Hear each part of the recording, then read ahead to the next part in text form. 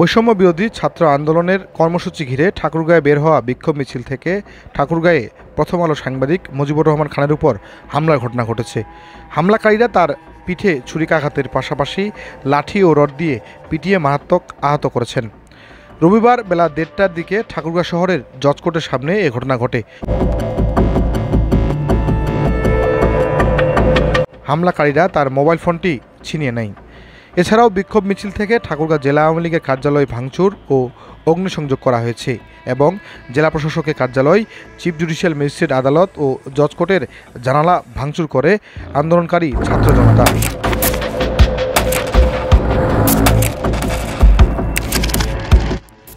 প্রত্যক্ষদর্শীরা জানান, বিক্ষোভকারীরা ঠাকুরগাঁ থানায় হামলা করতে গেলে পুলিশ কাঁদানে গ্যাসের শেল ও রাবার বুলেট নিক্ষেপ করে ছত্রভঙ্গ করে দেয়।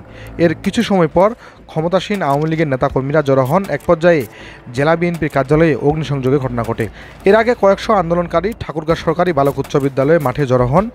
সেখান থেকে লাঠিসোঁটা হাতে বিক্ষোভ মিছিল বের করা হয়। মিছিল থেকে অন্তত অর্ধশত দোকানপাট ও সরকারি স্থাপনা জানালা ভাঙচুর করা হয়।